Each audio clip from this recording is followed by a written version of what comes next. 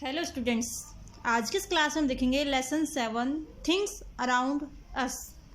इस चैप्टर के पार्ट्स हम देखेंगे। से first introduction. One fine morning take a short walk in a city park और कंट्री साइड। एक अच्छी सुबह हम कह सकते हैं, एक वॉक ले सकते हैं सिटी पार्क में या फिर कंट्री साइड में। There you will be see enormous variety of things such as plants, tree, birds, insect, animals and men। वहाँ पर हम अनेक प्रकार की वस्तु देखते हैं, जैसे कि पौधे, पेड़, पक्षी, कीट पतंग, जानवर और मैंस। All these things are living things. ये सभी क्या होती हैं? लिविंग थिंग्स होती हैं, जो कि जीवित होती हैं। लिविंग थिंग्स मतलब सजीव या जीवित। Biologist divide the living things into two groups, plants and animals. जो बायोलॉजिस्ट होते हैं वो लिविंग थिंग्स को टू ग्रुप में डिवाइड करते हैं, एक प्लांट और second animals. Stop what you are doing for a moment and look around you. एक बार सब कुछ स्टॉप कर दो और अपने चारों तरफ देखो, आप क्या देखते हो। You are surrounded by a tremendous variety of things. आप अपने चारों तरफ बहुत सारी वस्तुओं से घिरे हुए होते हो। There are objects such as table, a chair, the books you are reading and a pen or pencil you may be holding। वहाँ पर एक प्रकार की वस्तु हो सकती है, टेबल हो सकती है, चेयर हो सकती है। यहाँ पर जिस फ़ोन से वीडियो बना रही है, फ़ोन है, लाइट है, पेंसिल है, बुक है। इस प्रकार के आपकी चारों तरफ भी बहुत सारी वस्तुएं हो सकती हैं। Through the window you may see an electric pole, a letter box, a car and a cycle. और विंडो से आप बहुत सारी वस्तुएं देख सकते हो, जैसे कि एक बिजली का खंभा, एक लेटर बॉक्स, एक कार, साइकिल, स्टोन और भी बहुत सारी चीज़ें आप देख सकते हो। All these are non living things. और ये सभी क्या होती हैं? नॉन लिविंग थिंग्स होती हैं, निर्जीव वस्तुएं होती हैं। तो जो थिंग्स हैं, लिविंग थिंग्स और नॉन लिविंग थिंग्स, इनको दो में डिवाइड किया है, जबकि लिविंग थिंग्स होती है उसको टू में डिवाइड कर दिया, एक तो प्लांट्स और एनिमल्स। अब हम देखते हैं first living things.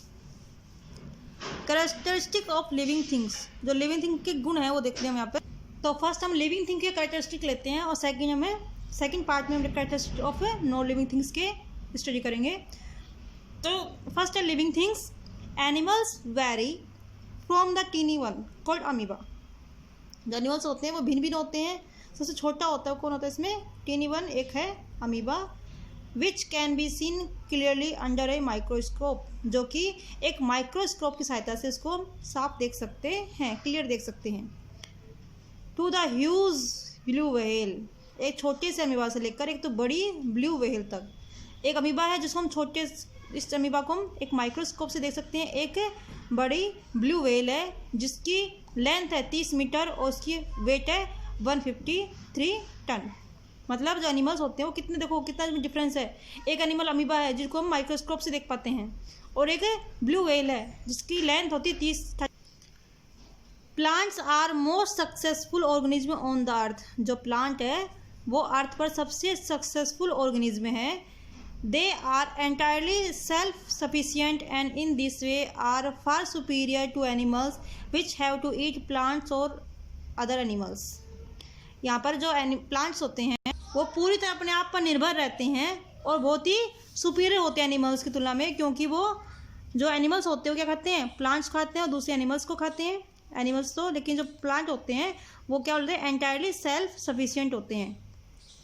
They eat plants to survive. जो दूसरे एनिमल्स होते हैं वो अपने को आपको जीवित रखने के लिए प्लांट्स खाते हैं। But in spite of it, इन सब के बावजूद, there are certain characteristic that make all living thing special. इसके बाद भी कुछ स्पेशल कैरेक्टरिस्टिक्स हैं जो कि सभी लिविंग थिंग को स्पेशल बनाते हैं।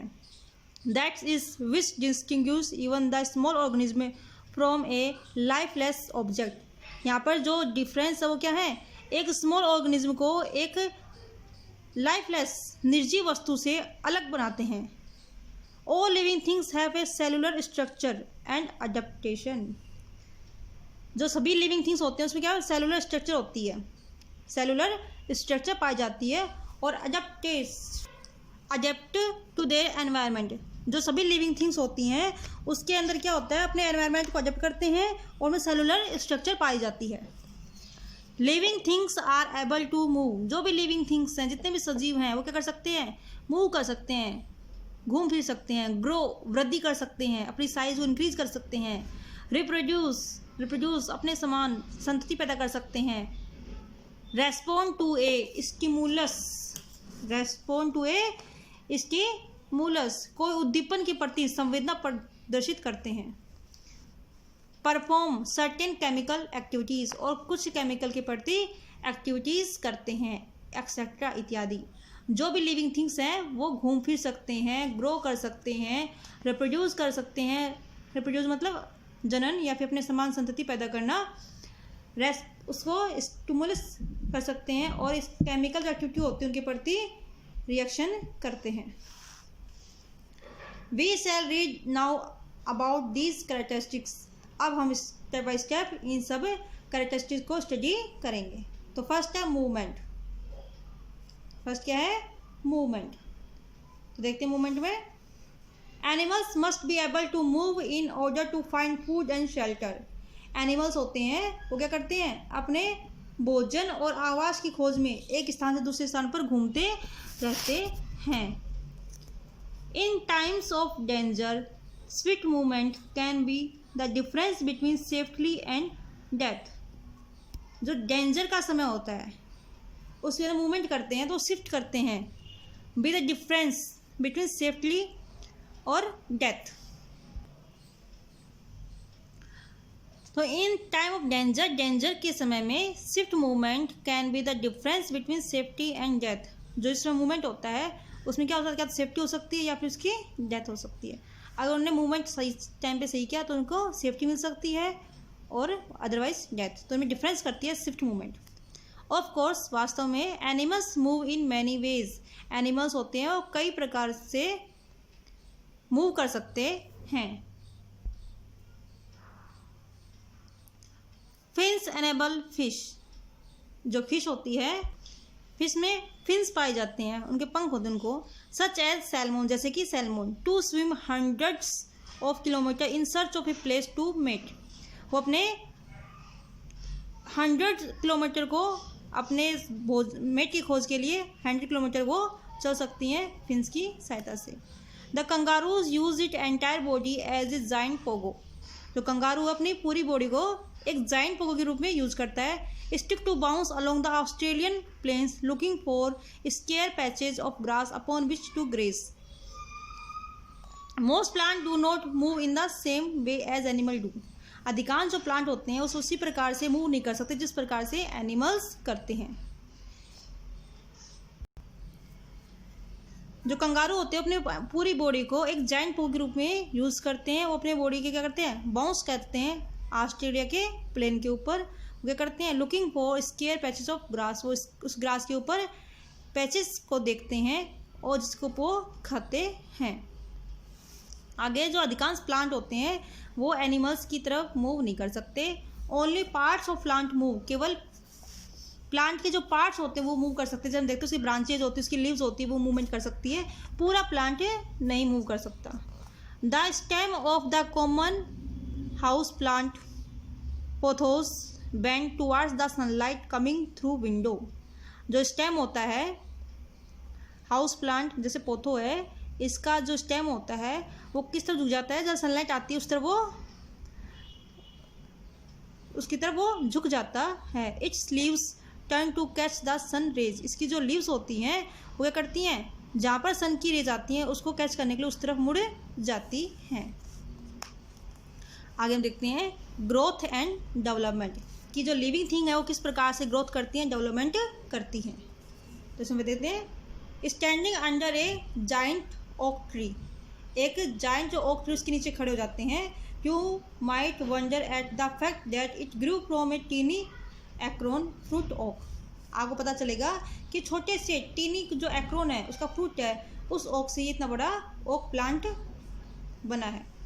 But growing things do more than just increase in size, but लेकिन growing things do more than just increase in size, जो ग्रोविंग थिंग्स होती है वो साइज में इंक्रीज करने के अलावा भी बहुत कुछ करती हैं। They also develop and become more complex, वो डेवलप होते हैं, विकसित होते हैं और अधिक जटिल बन जाते हैं। फॉर एग्जाम्पल, उदाहरण के लिए, एक tadpole swim for weeks in A summer pond. एक टैडपोल होता है, वो समर पॉन्ड के अंदर कुछ वीक्स के लिए स्विम करता है। हाउएवर, उसके बाद यद्यपि, वन डे, एक दिन, that tadpole become the frog that sit near the water's edge. उसके बाद में वो फ्रॉग क्या करता है, टैडपोल में बदल जाता है, और टैडपोल होता है वो फ्रॉग में बदल जाता है और उस पानी के पास जो किनारा होता है उस पर बैठ जाता है। फिर से देखते हैं, एग्जांपल लेते हैं। ए टैडपोल जो कुछ वीक के लिए समर पॉन्ड के अंदर स्विम करता है और एक दिन वो टैडपोल एक फ्रॉग में बदल जाता है और उस वाटर के किनारे पर बैठ जाता है। Different organism grow at different rates. जो अलग अलग प्रकार के ऑर्गेनिज्म होते हैं वो अलग अलग प्रकार के रेट से ग्रो करते हैं। A person will grow from newborn baby to an adult in about 18 years. जो एक पर्सन है वो न्यू बोर्न बेबी से, एक नवजात शिशु से 18 ईयर्स में एडल्ट बनता है, वयस्क बनता है। बट लेकिन puppies become adult dogs in only a few years.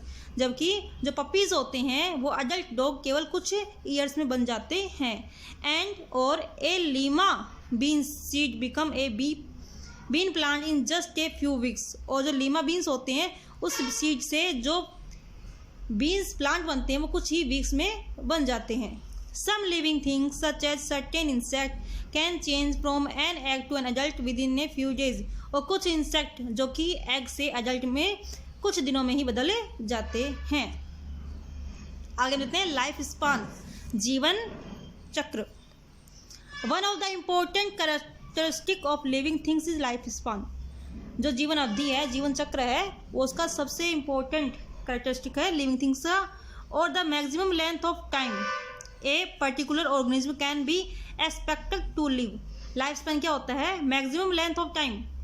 Maximum length of time a particular organism, किसी भी पर्टिकुलर ऑर्गेनिज्म के लिए जो मैक्सिमम लेंथ ऑफ टाइम है जिसको वो एक्सपेक्टेड कर सकता है लिव, रहने के लिए। लाइफ स्पान मतलब जीवन उसकी अवधि, जीवन की उसकी अवधि, वो कितने समय होता है मैक्सिमम वो जीवित रह सकता है। Life span varies greatly from one type of organism to another. जो लाइफ स्पान है वो ग्रेटली एक टाइप के एनिमल से दूसरे टाइप के एनिमल्स में, एक टाइप के ऑर्गेनिज्म से दूसरे टाइप को डिफरेंट कर सकता है। For example, an elephant lives for about 60 to 70 years.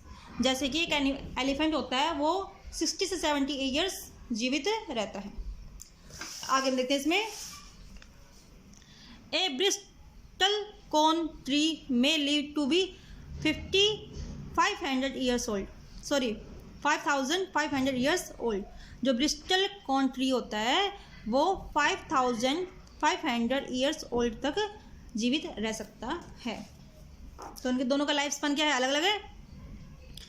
Next है रिप्रोडक्शन। रिप्रोडक्शन मतलब अपने समान नई संतति को पैदा करना, उस स्पीसीज को बनाए रखने के लिए उससे नई संतति का पैदा होना, जिसे कह सकते हैं हम कि पॉपुलेशन इंक्रीज होती है।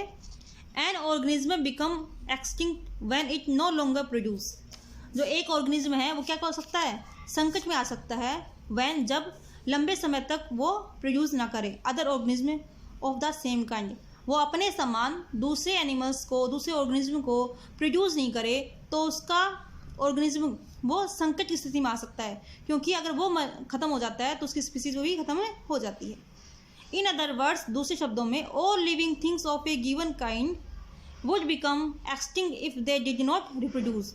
जो सभी सजीव हैं वो क्या हो जाएंगे, एक्सटिंक्ट हो जाए, संकट की अवस्था में आ जाएंगे अगर उन्होंने रिप्रोड्यूस नहीं किया, अगर उन्होंने जनन नहीं किया। द प्रोसेस, वह प्रक्रिया, बाय विच, जिसके द्वारा living things give rise to the same type of living things is known as reproduction. वह प्रक्रिया जिसके द्वारा जो लिविंग थिंग्स होते हैं वो अपने समान दूसरे लिविंग थिंग्स को प्रोड्यूस करते हैं, उसको बोलते हैं रिप्रोडक्शन। क्या बोलेंगे, क्रोकोडाइल्स फॉर एग्जाम्पल, जैसे कि crocodiles do not produce dinosaurs. Crocodiles होते हैं वो डायनासोर को प्रोड्यूस नहीं कर सकते। Crocodiles only produce crocodiles. जो क्रोकोडाइल्स है वे केवल क्रोकोडाइल्स को प्रोड्यूस कर सकते हैं, डायनासोर को प्रोड्यूस नहीं कर सकते। You are a human and not a buffalo, a duck और a tomato plants because your parents are human.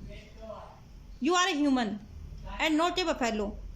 आप क्या ह्यूमन है तो ह्यूमन को प्रोड्यूस कर सकते हैं, ना तो बफेलो को, ना डक को, ना ही टोमेटो प्लांट को, बिकॉज योर पेरेंट्स क्या है, ह्यूमन है.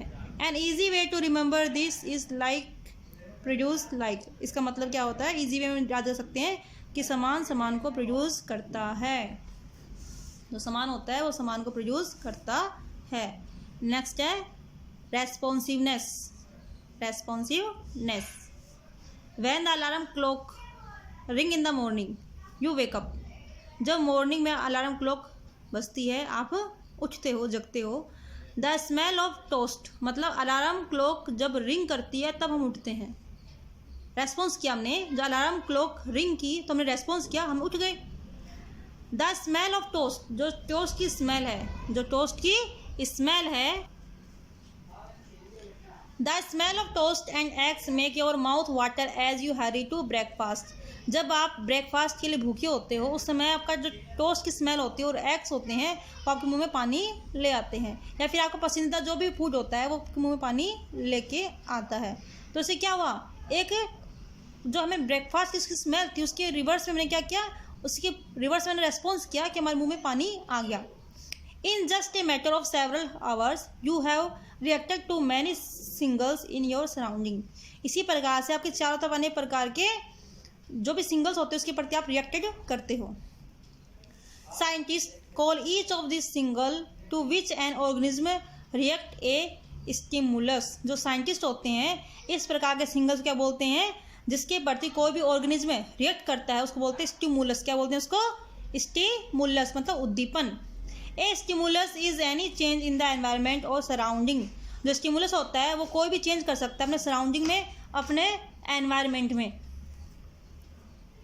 That produce a response. उसके स्टिमुलस के प्रति एक चेंज होता है एनवायरनमेंट में, अपने सराउंडिंग में, एक ऑर्गेनिज्म के द्वारा, उसको बोलते हैं रेस्पॉन्स. क्या बोलेंगे उसको, response. A response is some action और मूवमेंट ऑफ द ऑर्गेनिज्म. एक रेस्पॉन्स क्या होता है, एक एक्शन होता है, एक मूवमेंट होता है ऑर्गेनिज्म के द्वारा जो स्टिमुलस के अगेंस्ट किया जाता है. स्टिमुली में come from inside an organism body. जो स्टिमुली होता है, उद्दीपन के प्रति जो उद्दीपन होता है वो ऑर्गेनिज्म की बॉडी के अंदर से आता है. A lack of oxygen in your body is a stimulus that often causes you to yawn. अगर आपकी बॉडी के अंदर ऑक्सीजन कमी हो जाती है तो स्टिमुलस होता है इसके अंदर कि आपको उबासी आने लगती है. ठीक है बेटा. तो रेस्पॉन्स होता है, मतलब किसी हमें स्टिमुलस मिला उसके प्रति हम क्या करेंगे, रेस्पॉन्स करते हैं. ठीक है. तो ये स्टिमुलस रेस्पॉन्सिवनेस है, ये क्या होती है, लिविंग कैरेक्टर की, लिविंग थिंग्स का कैरेक्टर होता है. नेक्स्ट है cell structure. All living things, सभी सजीव वस्तुएं, बोथ प्लांट एंड एनिमल्स, दोनों प्लांट भी और एनिमल्स भी, are made up of tiny units called cells. छोटे छोटे यूनिट से मिलकर बने होते हैं, इसको बोलते हैं हम सेल्स. क्या बोलते हैं, cells. Most of the cells are, उसमें अधिकांश जो सेल्स होती हैं वो कैसी होती हैं, सो स्मॉल, बहुत छोटी होती हैं. so small that thousands must be placed side by side to make a centimeter. अगर उसमें हजारों हम उसके ऊपर के ऊपर स्क्वायर से ऊपर रखेंगे तो भी 1 सेंटीमीटर बनता है. The cell itself is made up of protoplasm. जो सेल होती है वो खुद किसकी बनी होती है, प्रोटोप्लाज्म की बनी होती है. मान लो कोई सेल है, वो किसकी बनी होती है, प्रोटोप्लाज्म की बनी होती है. It is like a blob of jelly. ये क्या होता है, एक जेली के समान धब्बा होता है. प्रोटोप्लाज्म क्या होता है, एक जेली का गुच्छा सा होता है. But contain many minute structures, लेकिन उसके अंदर एक छोटे छोटे स्ट्रक्चर्स के अंदर बनी होती हैं. ए dense central spot called the nucleus. उसके अंदर एक डेंस सघन काला स्पॉट होता है, इसको बोलते हैं न्यूक्लियस. क्या बोलेंगे इसको, nucleus.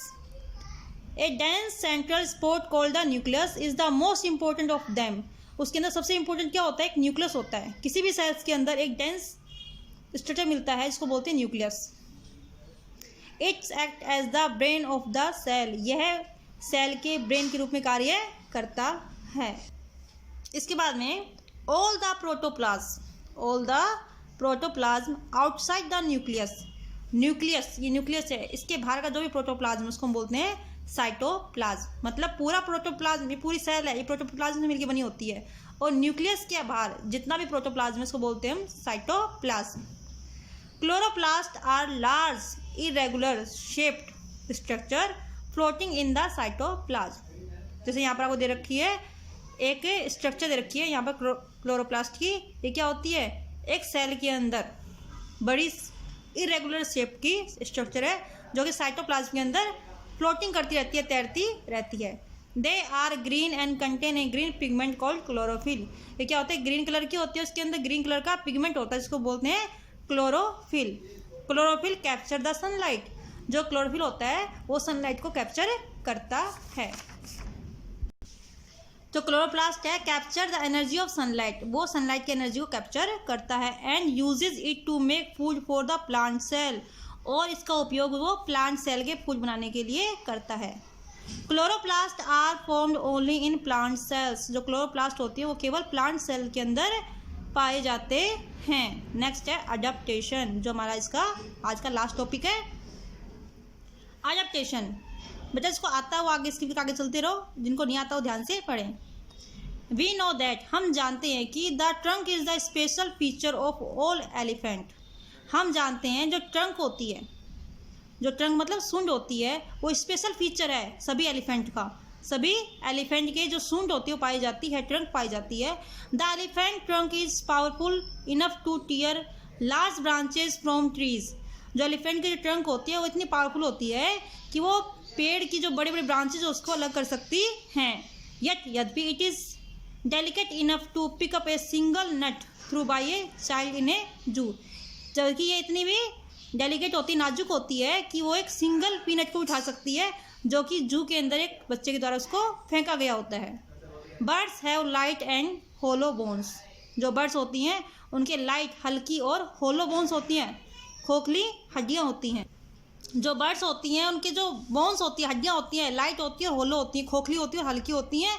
Certainly an advantage to any flying animals, जो कि ये उड़ने वाले एनिमल्स के लिए क्या है, लाभदायक है, उसका ये फ़ायदा है। Birds are also covered with feathers which provide them a lift. Birds होती हैं वो एक फीदर से कवर्ड होती हैं जो उनको लिफ्ट करने में, उठने में मदद करते हैं। ऑल दीज एग्जाम्पल्स, ये सभी एग्जाम्पल्स उदाहरण होते हैं, शो दैट दर्शाते हैं कि all living organism develop certain characteristics which help it to live and survive in its environment. जो सभी ये एग्जाम्पल हमें बताते हैं, दर्शाते हैं कि जो लिविंग ऑर्गेनिज्म होता है उसके अंदर कुछ कैरेक्टरिस्टिक डेवलप होते हैं जो कि उसको जीवित रहने के लिए और अपने एनवायरनमेंट में सर्वाइव करने के लिए आवश्यक होते हैं या सहायता करते हैं। This is called adaptation. इसको हम बोलते हैं अडैप्टेशन, अनुकूलन। जो है कैरेक्टरिस्टिक होते हैं जिसको उस एनवायरनमेंट में रहने में और उसमें सर्वाइव करने में आवश्यक होते हैं, उसको बोलते हैं adaptation. Adaptation is the process in which a living organism learn to survive and reproduce in its environment. तो अडैप्टेशन है एक प्रक्रिया है इन विच ए लिविंग ऑर्गेनिज्म, जिसके अंदर कोई भी लिविंग ऑर्गेनिज्म लर्न करता है, सीखता है, टू सर्वाइव जीवित रहना, and reproduce in its environment, और अपने आप को अपने समान संतति पैदा करता है उसे एनवायरनमेंट के अंदर, उसको बोलते हैं अडैप्टेशन। अडैप्टेशन वह प्रक्रिया है जिसके अंदर कोई लिविंग ऑर्गेनिज्म अपने खुद सर्वाइव करना सीखता है और अपने आप को रिप्रोड्यूस करता है। ठीक है बेटा, तो आज क्लास में इतना ही करेंगे। नेक्स्ट पार्ट इसका करेंगे characteristics of non living things. Okay बेटा, थैंक यू।